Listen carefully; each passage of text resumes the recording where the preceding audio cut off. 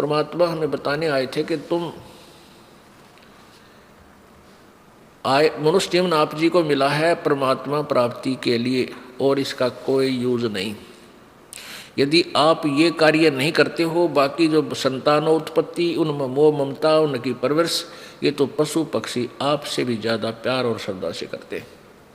तो पशु और पक्षियों के जीवन में और आपके जीवन में कोई भिन्नता नहीं। परमेश्वर ने मनुष्य जीवन वैसे ही नहीं दिया, क्योंकि जब तक हम तत्व ज्ञान से परिचित नहीं होते, हम इसकी कीमत से, इसकी वैल्यू से परिचित नहीं है। परमेश्वर ने ये हमें शरीर दिया मनुष्य का, इसमें सद्बुद्धि दी, हाथ पैर ऐसे दिए कि हम मकान बना सकते हैं, झोंपड़ी डाल सकते हैं, गर्मी सर्दी से बच सकते हैं, समय पर खाना बनाकर खा सकते हैं, मेहनत मजदूरी करके हम अपनी रोजी रोटी कमा सकते हैं। इसके इसलिए दिया था परमात्मा ने कि ये सब सुविधा करके आप अपने एक छान डाल के, झोंपड़ी डाल के या मकान बना के, जैसे भी प्राकृतिक आपदाओं से बच सकते हो जो आपके भजन में बाधक हो सकती हैं। जैसे तूफान आता है, आंधी आ गई, ओले गिर गए, वर्षा आ गई, सर्दी ज़्यादा होगी, गर्मी अधिक होगी, उनसे बचने के लिए एक छान डाल लो, एक मकान बना लो साधारण सा, और अपनी रोजी रोटी के लिए काम भी करो और भगवान भी भजो। पुण्यात्माओं, काल ने इस कलयुग में सारे हथकंडे अपना लिए कि ये भगवान भक्ति ना कर सके ये मनुष्य। इतनी विज्ञान की तरक्की करवा दी, ऐसे रेडियो, टेलीविज़न, एफएम दिन रात चलने जा बकवास, किसी टाइम ऑन कर ले टीवी ने, जब नाच गाने शुरू पाएंगे। मोबाइलों के अंदर सारी बकवास भर लो, सारा दिन कान का लाए रहो, दूसरे ना पता के कर रहा, कान में ला और जेब में डाल ले, सुने जा बकवास सारा दिन। और फिर अब ये शिक्षा बना दी। अब शिक्षा इसलिए आवश्यक थी, काल ने तो बनाई है हमारे को भगवान से दूर करने के लिए, यह शिक्षा का स्तर। और परमेश्वर ने पता था कि यह शिक्षा स्तर आवेगा, शिक्षा का समय, तो मैं अपने बच्चों को अपनी पहचान बता सकूंगा, सदग्रंथों को दिखा सकूंगा। और जब आपको ज्ञान हो जाएगा, फिर आपके अंदर वो दोष नहीं रहेगा जो शिक्षा से उत्पन्न हुआ। क्या हुआ कि अब कितनी फैक्ट्रियां, कितने प्रकार के ये सरकारी कार्यालय खुल गए, इनमें जो एम्प्लॉइज हैं, कर्मचारी अधिकारी हैं, अब ये बहुत बिजी रहते हैं। आप देखो बैंक में एक कलर को समय नहीं लगा रहता है, फिर वो सारा दिन तो वहाँ डिस्टर्ब माइंड आते फिर क्या घूटी लाओगा या फिर टेलीविज़न चलाओगा मनोरंजन के लिए, और फिर पढ़ कर सो जाएगा, तड़के खाकर रोटी सवेरे फिर भाग लेगा। तो और पहले क्या होता था कि सब कोई भेड़ बकरियां पाला करता, कोई गऊ पाल लेता था, कोई वैसे मजदूरी कर लेता था छोटी मोटी, कोई मानसिक ऐसा काम नहीं था, ना किसी का टेंशन थी। परमात्मा टाइम पर टूक दिया करता था, भगवान पर आश्रित थे, वर्षा के लिए प्रार्थना करते रहते थे, मालिक को याद करते थे। तो भक्ति का तो समय वो था बहुत बेस्ट। और अब काल ने ये सारे हथकंडे अपना लिए। इनमें से एक शिक्षा भी है जो डिस्टर्ब करने के लिए हमें इतना ये छोटे मोटे खिलौने बना लिए, कोई जहाज बना लिया, रॉकेट बना ली, और इन्हीं से हम मान बैठे कि हम भगवान से भी सुप्रीम है। नहीं, ये भूल है जीव की।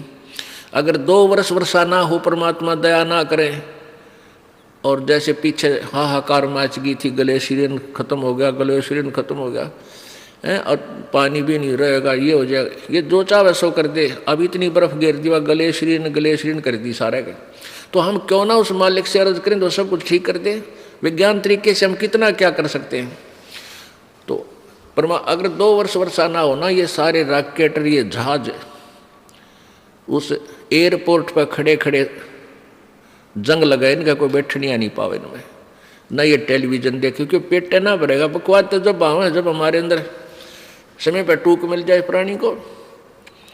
एक बार अकाल गिर गया था, एक भयंकर अकाल गिरा था, और 2 वर्ष पहले तो 1 वर्ष का अकाल बहुत होता था।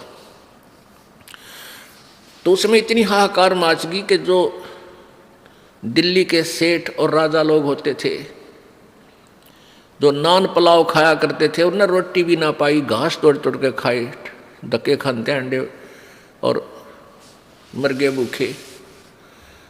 तो परमात्मा कहते हैं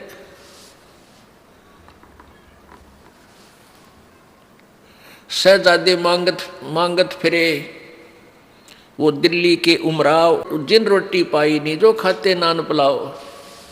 तो 1 वर्ष भी परमात्मा का झटका इन वैज्ञानिक या किसी भी सिरफिरे पर कतई नहीं उठेगा। इसलिए परमात्मा हमें ये याद दिलाना चाहते हैं कि मनुष्य जीवन आपको इसलिए मिला था कि आप परमात्मा की भक्ति करो और पीछा छुटाओ यहाँ से।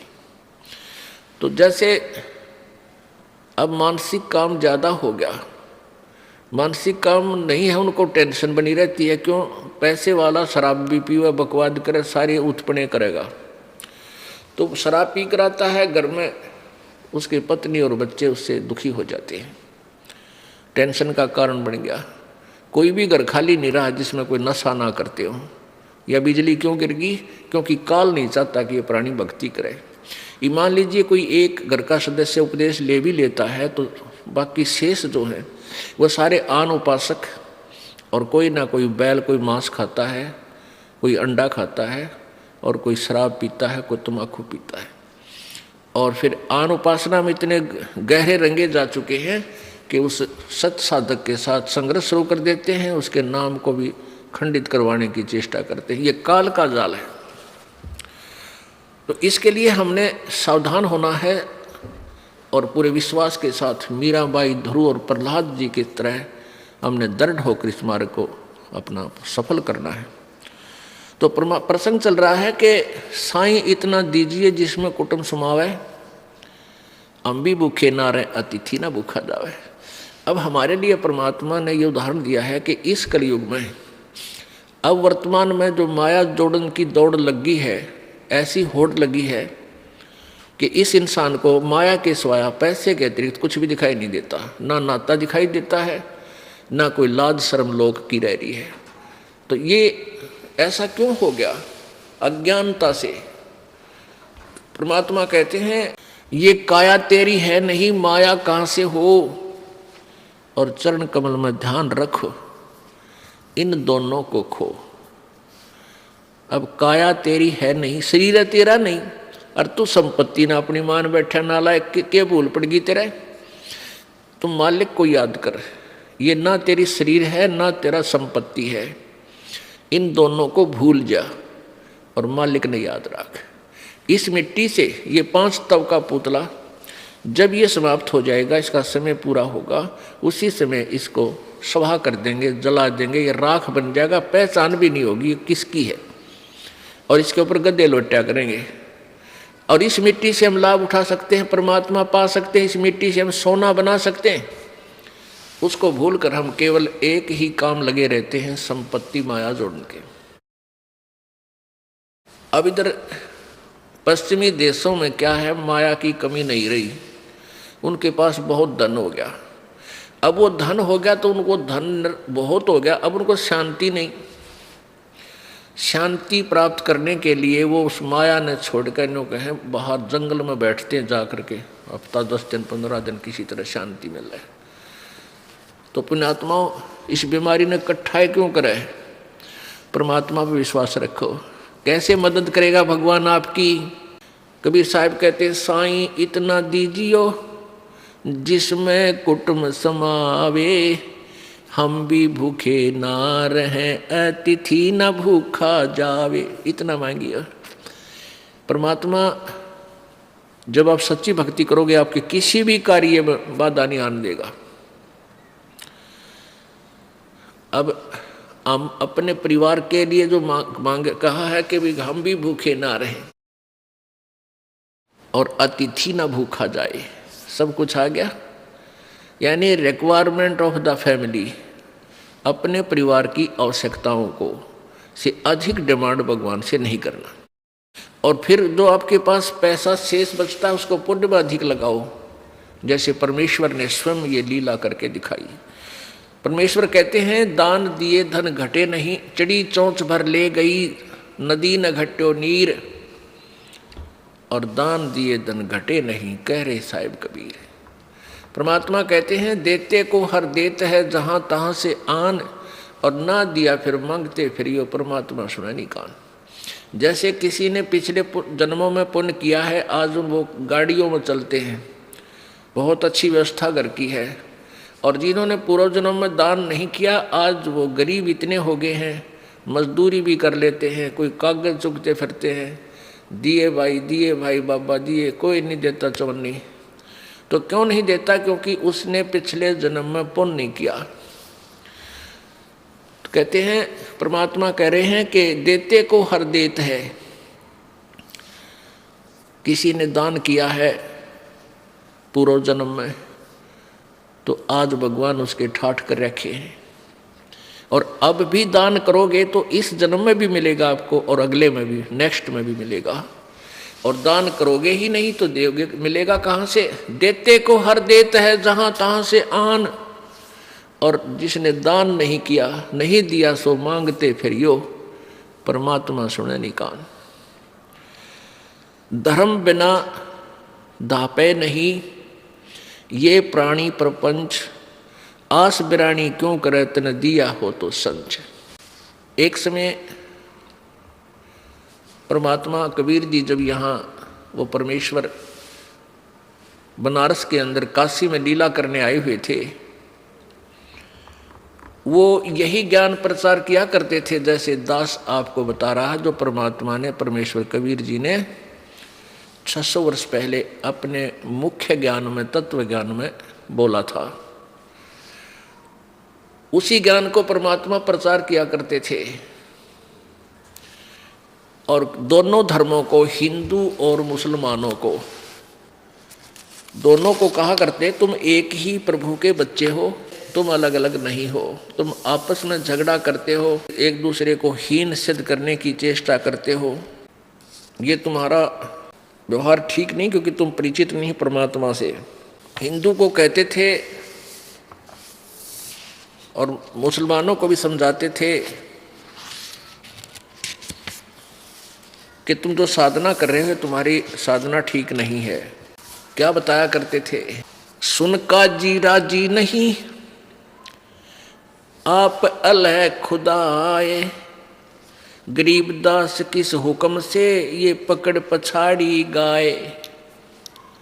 जैसे मुसलमान भाई गाय को मारते हैं, काट देते हैं, मांस खाते हैं, तो परमात्मा कहा करते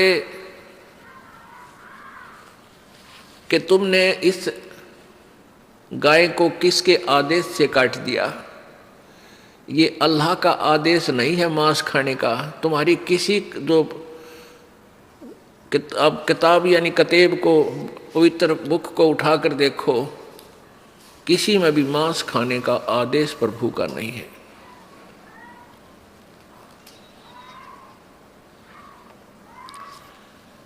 पुण्यात्माओं, न तो हिंदू धर्म अपने सदग्रंथों से परिचित है, क्योंकि हमारे जो गुरु लोग थे वो शास्त्र ज्ञानहीन थे, उनको शास्त्रों का कोई पता नहीं था।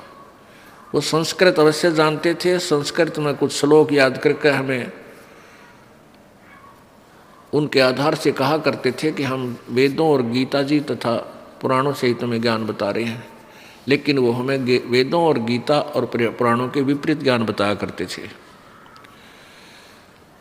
इसी प्रकार जो मांस खाने का आदेश किसी भी परमात्मा ने नहीं दिया, इसके लिए आपको प्रमाण दिखाते हैं कि मुसलमान धर्म या ईसाई धर्म में किसी भी उत्पूर्ण परमात्मा का आदेश मांस खाने का नहीं है। आपको पवित्र बाइबल के अंदर दिखाते हैं,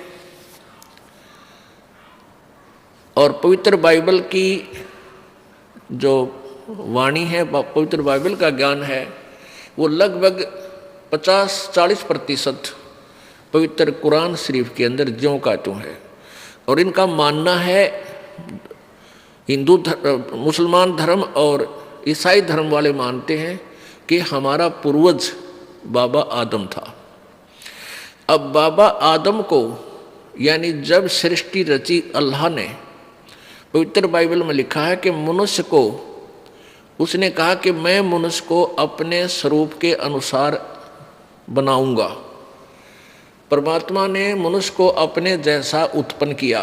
तो इससे एक तो ये सिद्ध हो गया कि भगवान मनुष्य जैसा है, अल्लाह मनुष्य जैसा है, साकार है।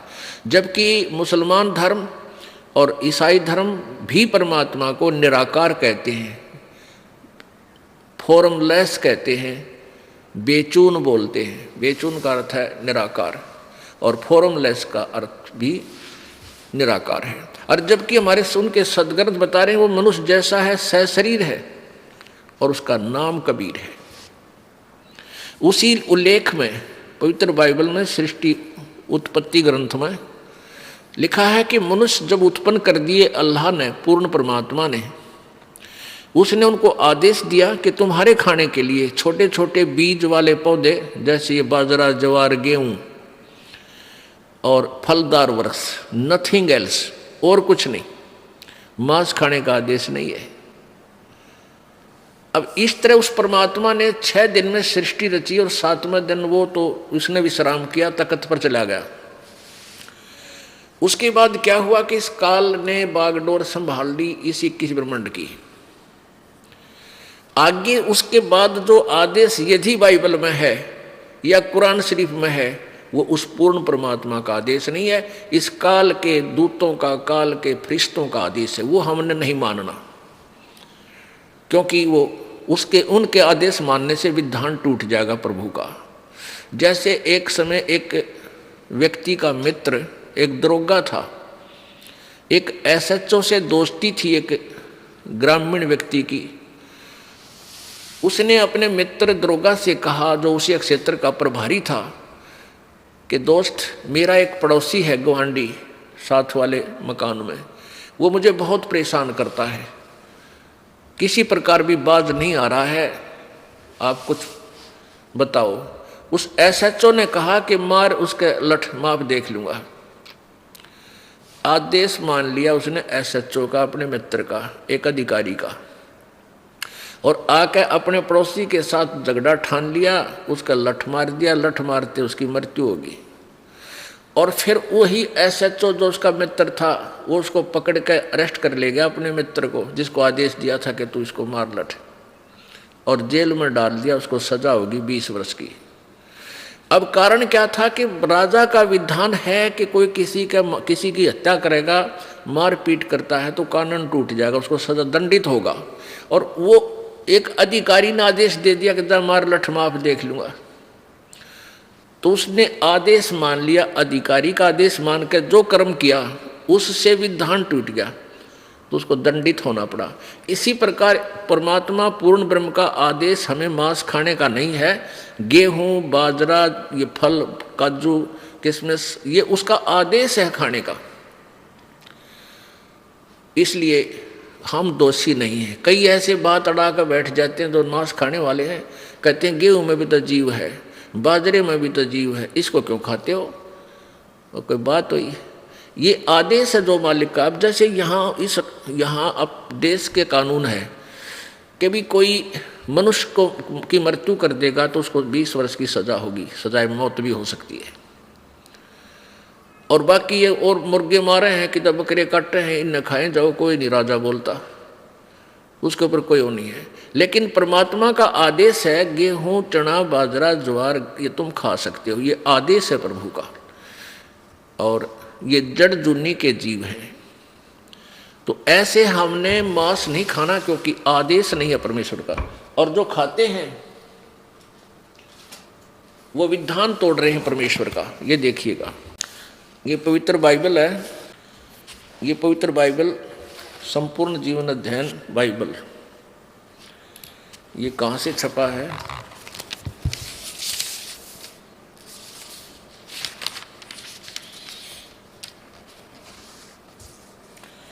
पवित्र बाइबल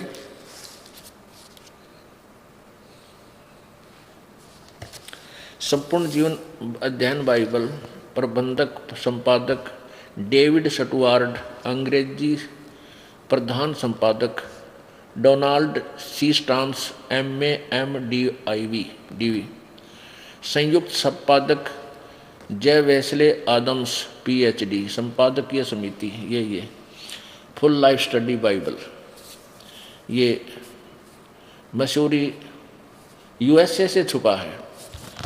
इसमें उत्पत्ति ग्रंथ में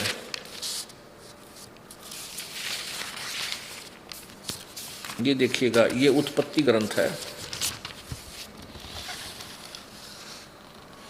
इसमें वर्णन है, मैं मौखिक सुनाऊंगा कि 6 दिन में परमात्मा ने सृष्टि रची। वो किस किस प्रकार रचा, जैसे जब परमेश्वर ने कहा उजियाला हो तो उजियाला हो गया। परमेश्वर ने कहा उजियाला को देखा अच्छा लगा, परमेश्वर ने उजियाले को अंधकार से अलग किया। पहले परमेश्वर ने आकाश और पृथ्वी की सृष्टि की। सब तो पहले पृथ्वी बेडौल और सुनसान पड़ी थी और गहरे जल के ऊपर अंधियारा था। परमेश्वर का आत्मा जल के ऊपर मंडराता था। जब परमेश्वर ने कहा उजियाला हो तो उजियाला हो गया। तो ये पहला दिन था। फिर दूसरा दिन, फिर तीसरा दिन में कुछ और रचना की, फिर चौथा दिन। ये उत्पत्ति ग्रंथ है और 4 पृष्ठ है। अब प्रश्न नंबर 5 पे देखिएगा, ये प्रश्न नंबर 5 पे है। ये 26वां श्लोक है इसका। फिर परमेश्वर ने कहा हम मनुष्य को अपने स्वरूप के अनुसार बनाएं, अपनी समानता में बनाएं, और वे समुद्र की मछलियों और आकाश के पक्षियों और घरेलू पशुओं और सारी पृथ्वी पर और रेंगने वाले जंतुओं पर जो पृथ्वी पर रेंगते अधिकार रखे। तब परमेश्वर ने मनुष्य को अपने स्वरूप के अनुसार उत्पन्न किया। अपने ही स्वरूप के अनुसार परमेश्वर ने उसको उत्पन्न किया, नर और नारी करके उसने मनुष्यों की सृष्टि की। इसे सिद्ध हो गया परमात्मा मनुष्य जैसा है, वो पूर्ण परमात्मा। आगे लिखा कि और परमेश्वर ने उनको आशीष दी और उनसे कहा कि तुम फूलो और फलो पृथ्वी पर फैल जाओ। फिर परमेश्वर ने कहा कि सुनो, जितने बीज वाले छोटे छोटे पेड़ सारी पृथ्वी के ऊपर हैं और जितने वृक्षों में बीज वाले फल होते हैं वे सब मैंने तुमको दिए हैं, वे तुम्हारे भोजन के लिए। और कुछ भी नहीं बताया। क्या बताया है कि जितने बीज वाले छोटे छोटे पेड़ और पृथ्वी के ऊपर हैं और जितने वृक्षों में बीज वाले फल होते हैं वे सब मैंने तुमको दिए हैं, वे तुम्हारे भोजन के लिए हैं। अपने आत्मा इस तरह 6 दिन में सृष्टि रच के उस पूर्ण परमात्मा ने विश्राम किया, अपने सचखंड चला गया। उसके बाद यहाँ की बागडोर इस ज्योति निरंजन ब्रह्म ने संभाल ली। और इसके फरिश्तों ने, अगर बाइबल में आगे कुछ लिखा है कि ऐसे मांस, कुछ लिखा इसमें ऐसे इन पक्षियों का मांस खाओ, इन पशुओं का खाओ, इनका मत खाओ, ये अल्लाह का आदेश नहीं है, उस सुप्रीम कोर्ट का आदेश नहीं है, ये एक अधिकारी फरिश्ते का आदेश हमने नहीं मानना है, भूल के नहीं मानना, इसको हम दंडित हो जाएंगे। प्रभु का विधान नहीं, हमने नहीं तोड़ना इसको।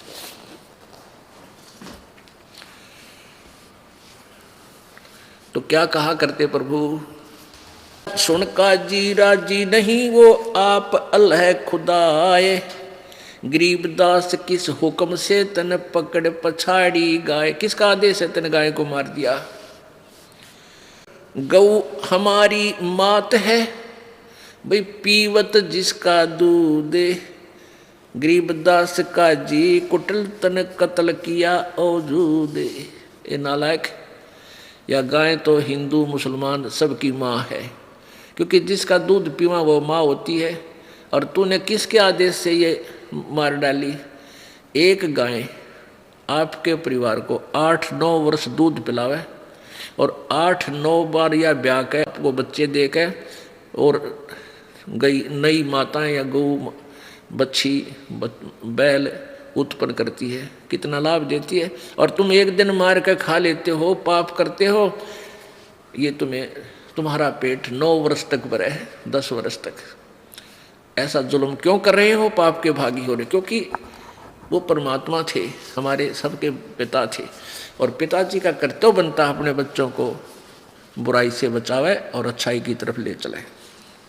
गौ हमारी मात है पीवत जिसका दूध, गरीबदास का जी कुटिल कत्ल किया औजूद, गऊ तुम्हारी अम्मा है ता पर छुरी न बा, गरीबदास घृत दूध को हूँ सब ही आत्म खाए, ऐसा खाना खाइए माता कह नहीं पीरी, गरीबदास दरगह सरे गल में पड़े जंजीर।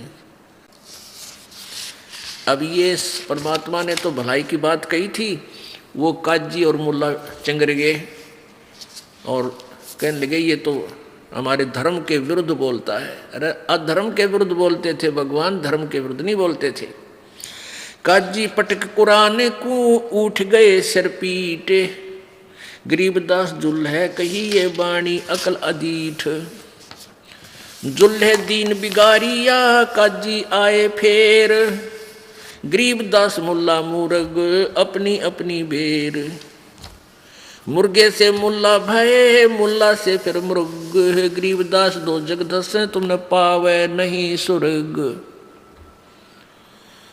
अब शिक्षा दिया करते परमात्मा कि आज तुम मुर्गे को काट रहे हो, अगले जन्म में काजी तू मुर्गा होगा और मुर्गा बनेगा मुल्ला, फिर यूं तेरे गर्दन काटेगा। ऐसे क्यों पंगे में पा दे रखे आपने। काजी कलमा पढ़त है बच्चे फिर कुरानी है, गरीबदास इस जुल्म से तेरे डूबे दोनों जिहान। एक तरफ तो तू कलमा पढ़ बकरे और मुर्गियां का जो है ना गऊ का की गर्दन काटे, और फिर पवित्र पुस्तक को लेकर फिर उसने पढ़े, क्यों ड्रामा कर रहे हैं। ऐसा घोर पाप करके फिर उस पवित्रता कहाँ रही तेरे अंदर। सूर गौ में जीव एक है गाय भखो ना सूरे, दोनों दीन दया करो तुम मानो बचन हमारे, गरीबदास सूर गऊ में एक बोलन हारे। सूर गऊ में एक जीव एक है गाय भखो ना सूरे, गरीबदास सुअर गऊ दोनों का एक नूरे। कहते हिंदू झटका मारे ही और मुस्लिम काजी करे हलाल, गरीबदास दोनों दीन का होगा हाल बेहाल। हिंदू तो यूं कहते हैं कि हम तो उसको झटके से मार देते न, एकदम पीड़ा ना होती उसके, और मुसलमान भाई ये कहते हैं हम तो प्यार से काटते, धीरे धीरे गर्दन काटते हैं ताकि इसको दुख ना हो। अरे नालायक को अब तेरी गर्दन काटा लिया, जिस तरह का उस तरह काट देते हैं, झटके से काट देंगे। अरे जान तो गई, कटवा के देख अपनी गर्दन को अगर स्वर्ग मिलता है ऐसे। तो ये ड्रामेबाजी थी, ये भगवान का आदेश नहीं था, इनका सेल्फ मेड सिद्धांत था और वो नहीं चलेगा।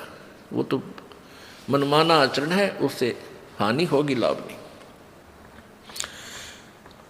मुल्ला से पंडित भय पंडित से भय मूल, गरीबदास तज बैर भाव हो कि जय सुल्लम सूले। ये आपसी बैर भाव तज के आपस में सलाह कर लो, यानी प्रेम रखो।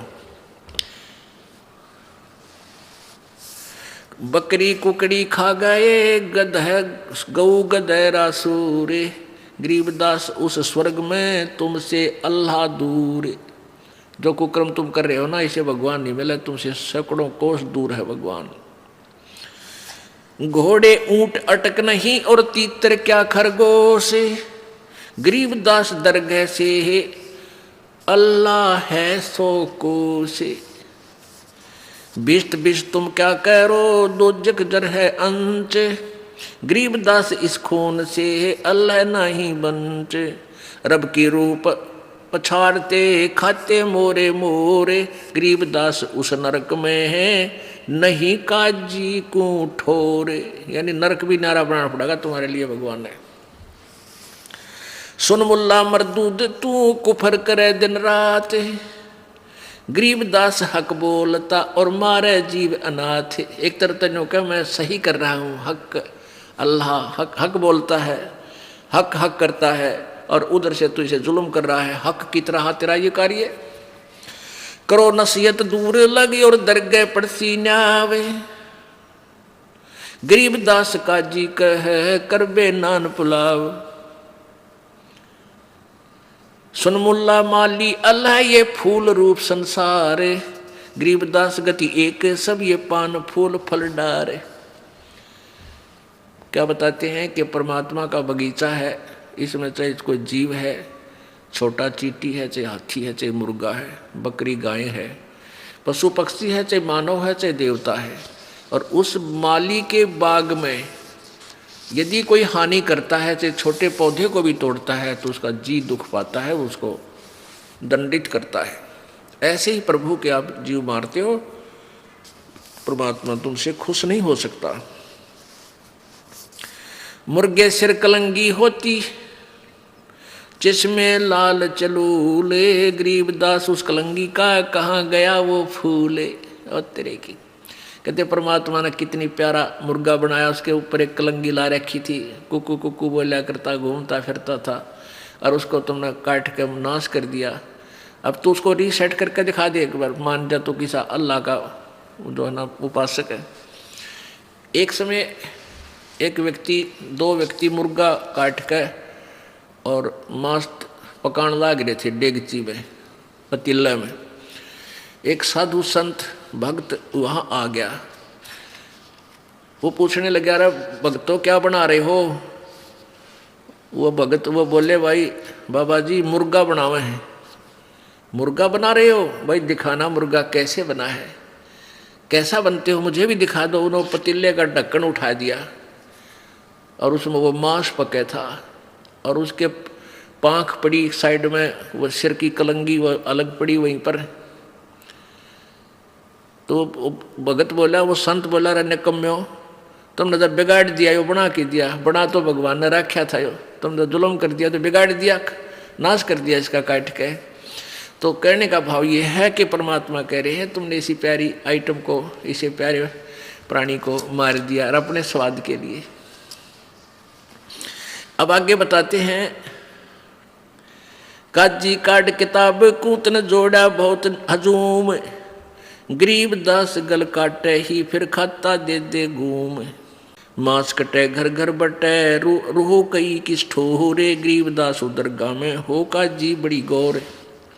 सुन काजी कलिया किया तने जाड़ स्वाद रे जिंद, गरीबदास दरगाह में पड़े गले बिच फंद। अब क्या बताते हैं, क्या खाओ तुम? बांसमती चावल पक्के घरत खांड टुकडारे, गरीबदास कर बंदगी ये कूड़े काम निवारे। कहते बासमती चावल पका ले, उसमें देसी घी और खांड डाल के और उनने खा, और परमात्मा की भक्ति करिए, बूढ़े काम छोड़ दे, बुरे कर्म त्याग दे। फुलके धोआ दाल डाल कर हलवा रोटी खाए, गरीबदास का जी सुन गुदा घर तने ताए। ये गुद मांस मत खा, देख फुलके बढ़िया फुलके बना, अच्छी बढ़िया दाल बना ले और हलवा रोटी, कितने बढ़िया आइटम भगवान ने दे रखे, तू इन न छोड़कर कुकर में पैर दे, ऐसा जुल्म कर रहा है। 300 रोजे खून कर फिर तस्बीली हाथ, गरीबदास दरगाह सरे बहुत करी तै घात। गरीबदास साहिब जी परमात्मा से परिचित होने के बाद उस ज्ञान को, प्रभु कबीर जी द्वारा दिए ज्ञान को बता रहे हैं कि कबीर जी ये ज्ञान समझाया करते थे अपनी प्यारी आत्माओं को, हिंदू और मुसलमानों को।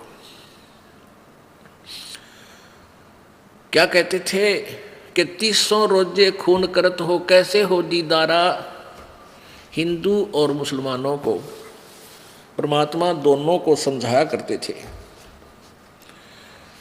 और क्या कहते थे, नहीं है दारम दारा वहां तो नहीं है दारम दारा, नहीं है दारम दारा वहां तो नहीं है दारम दारा, नहीं है दारम दारा वहां तो नहीं है दारम दारा, नहीं है दारम दारा वहां तो नहीं है दारम दारा। उस दरगाह में धर्म राय है, उस दरगाह में धर्म राय है वो लेखा लेगा सारा, वहां तो नहीं है दारमदारा, नहीं है दारमदारा, वहां तो नहीं है दारमदारा। मुल्ला कुके बंग सुनावे, मुल्ला कुके बंग सुनावे वो ना बैरा करतारा, वहां तो नहीं है दारमदारा, नहीं है दारमदारा, वहां तो नहीं है दारमदारा। 300 रोजे खून करत हो, 300 रोजे खून करत हो, तुम्हें क्यों कर हो दीदारा, वहां तो नहीं है दारमदारा, नहीं है दारमदारा, वहां तो नहीं है दारमदारा। मूल गवा चले हो काजी, मूल गवा चले हो काजी, भर लिया घोर अंगारा, वहां तो नहीं है दारमदारा, नहीं है दारमदारा, वहां तो नहीं है दारमदारा। बहुजल बूढ़ गए हो भाई, बहुजल डूब गए हो भाई, थारा कीजिएगा मुंह काला, वहां तो नहीं है दारमदारा, नहीं है दारमदारा, वहां तो नहीं है दारमदारा। अब हिंदुओं को कहा करते थे वेद पढ़ने पर भेद न जाने, वेद पढ़ने पर भेद न जाने, ये बांचे पुराण 18, वहां तो नहीं है दारमदारा, नहीं है दारमदारा, वहां तो नहीं है दारमदारा। जड़कू अंधरा पान खवावे, जड़कू अंधरा पान खवावे, ये बिसरे सृजनहारा, वहां तो नहीं है दारमदारा, नहीं है दारमदारा, वहां तो नहीं है दारमदारा। उजड़ खेड़े बहुत बसाए, उजड़ खेड़े बहुत बसाए, ये बकरा जोटा मारा, वहां तो नहीं है दारमदारा। ये पंडित लोग भी बकाया करते हैं, इस देवी बकरे मांगे, किसी ने कहे गधा मांगे, क्योंकि सेठ शीतला गधा मांगती है, उसकी बलि चढ़ा दे और खाओ आप पेट भर स्वाद के मारे, और पापी बनाओ अपने उपासकों को। और कहीं नो कहते हैं उस देवी तो बकरे की भेंट, झोटे की भेंट मांगती है, झोटा काटा जाता, उसको काटो, बहुत तरह के जो। तो न तो हिंदुओं के गुरुओं ने ज्ञान था, ना मुसलमान वालों को, ये सारी भोली आत्माओं को पाप का भागी बना रहे हैं, ऐसे प्रभु कहा करते थे। जाकू तो तुम मुक्ति कहते हो, जाकू तो तुम मुक्ति कहते हो, वो है कच्चे बारा, वहां तो नहीं है दारमदारा, नहीं है दारमदारा, वहां तो नहीं है दारमदारा। मांस मछरिया खाते पांडे, मांस मछरिया खाते पांडे, किस विद रहे अचारा, वहां तो नहीं है दारमदारा, नहीं है दारमदारा, वहां तो नहीं है दारमदारा। सो जजमान नरक में चाले, सो जजमान नरक में चाले, बूढ़े सो परिवारा, वहां तो नहीं है दारमदारा, नहीं है दारमदारा, वहां तो नहीं है दारमदारा।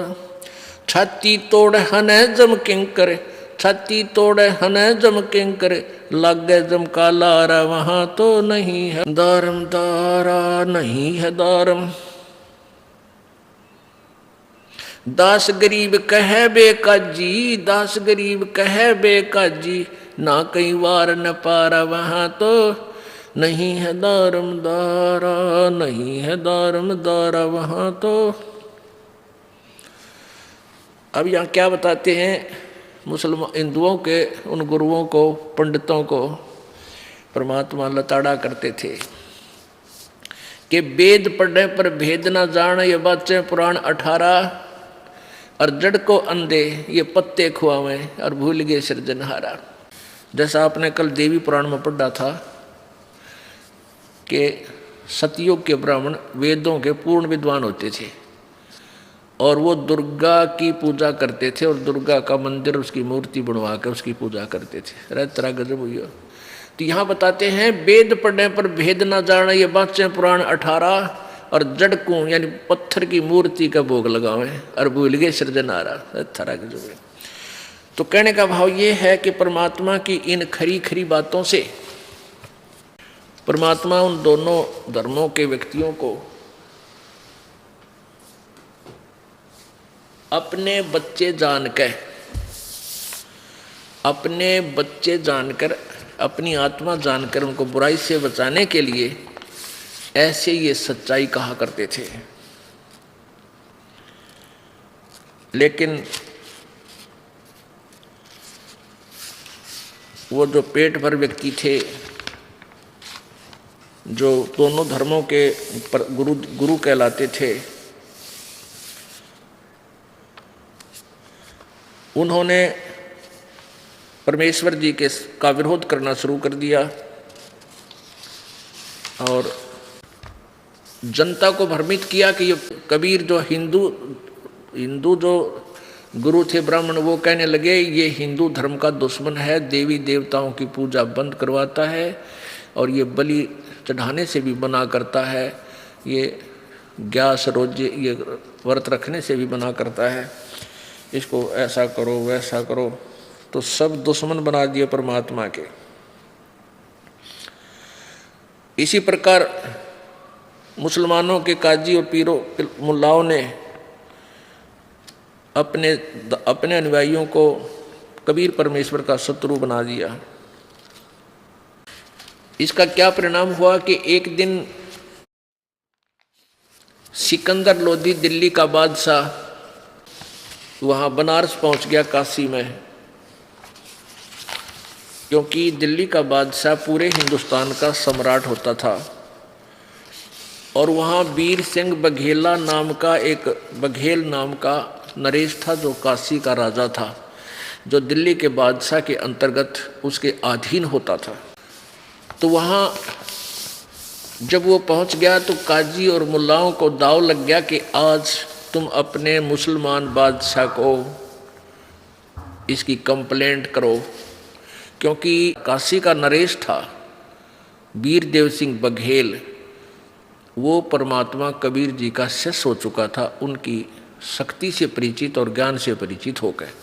इसलिए वहाँ के सभी मुसलमान लोग ये मानते थे कि हिंदू राजा इसका शिष्य है, इसलिए ये तो कोई कार्रवाई नहीं कर रहा। आज मुसलमान अपना राजा आ गया है, इसके आगे इस कबीर की इसकी कंप्लेंट करेंगे और इसको सजा दिलवाएंगे। अब उन्होंने क्या किया, राजा के पास हजारों की संख्या में इकट्ठे होकर काशी के वो मुसलमान भाई गए। राजा सिकंदर लोधी ने अपने धार्मिक गुरु शेख तकी, जो उनके साथ रहता था, उससे कहा कि पता करो पीर जी जनता किस लिए आई है। एक दो मंत्री को साथ भेज दिया बाहर। कारण का पता चला कि एक कबीर नाम का एक व्यक्ति है जो अपने धर्म का विरोध करता है, मुसलमान धर्म का, और उसके खिलाफ कार्रवाई की जाए। वो कहता है मैं अल्लाह हूँ। वो कहता मांस मछली मत खाया करो, मांस खाने से तुम नरक में जाओगे। वो इतना निकम्मा है। आय हाय। अब सिकंदर राजा ने देखा इतनी जनता आ गई है, उसके पैर डगमगा गए, कभी कोई विद्रोह हो जाएगा, तो कहा लाओ पकड़ के उसको। कौन है वो? अपने आप को अल्लाह कहता है और हमारे मुसलमान धर्म का विरोध करता है। एक व्यक्ति को पकड़ने के लिए 10 सिपाही गए नंबर बनाने के लिए, और परमात्मा ने को पकड़ जाए। और साथ में, क्योंकि माता पिता ने, कबीर जी के मुंह बोले माता पिताओं ने विरोध किया, उनको जो पकड़ने लगे तो उनको भी साथ ही अरेस्ट कर लिया। अब कबीर जी को वहां लाके खड़ा कर दिया और सिकंदर लोधी आ गया। हजारों की संख्या में जनता वहां पर देख रही थी। सिकंदर लोधी राजा वहां खड़ा हो गया। एक गाय मंगा ली।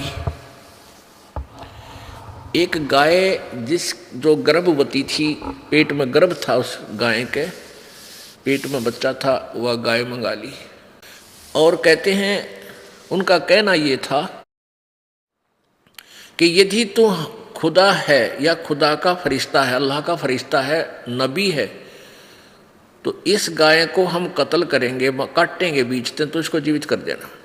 क्योंकि हमारे हजरत मोहम्मद जी ने एक गाय को वचन से मार के और जीवित कर दिया था, तो हम अगर यदि तू जीवित कर देगा हम तुझे अल्लाह का नुमाइंदा मान लेंगे, नहीं तो तेरी गर्दन कत्ल करूंगा। ये सिकंदर लोधी के वचन थे जनता को खुश करने के लिए। इतना कहकर के वह गाय काट दी बीचों बीच तलवार मार के। अब 4 टुकड़े हो गए माँ बेटियां के। अब कहा कि बोल कबीर तू कौन है, अब बता तू कौन है, अल्लाह है तो कर इसको जीवित। परमात्मा खड़े हुए और कहा हम ही अलख अल्लाह हैं, कुतुब गोस और पीर, और गरीबदास खालिक दनी, मेरा नाम कबीर। एक थपकी मारी गाय का, एक हाथ मारा उस बच्चे का, दोनों जीवित होकर खड़े हो गए और बाल्टी भर के बच्चा लगा के गाय के नीचे और दूध की बाल्टी भर दी फुल। बोलो सतगुरुदेव की।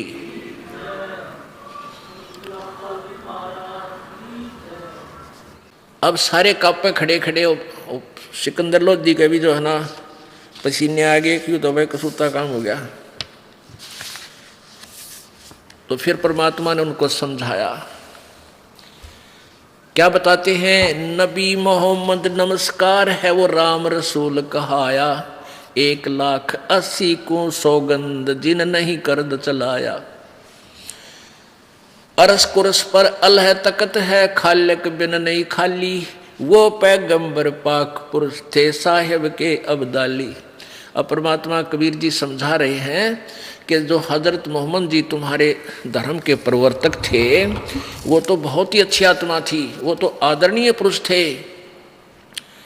उन्होंने कभी मांस नहीं खाया, उन्होंने मांस नहीं खाया था। तुम गलत परंपरा पकड़ चुके हो। नबी मोहम्मद नमस्कार है वो राम रसूल कहाया, अल्लाह का रसूल था वो। और 1,80,000 को सौगंध उनके हजरत मोहम्मद जी के उस समय 1,80,000 मुसलमान अनुयायी बने थे। कहते वो इतनी पवित्र आत्मा थी, उन्होंने कभी मांस नहीं खाया। वो तो बाद में बिजली गिर गई।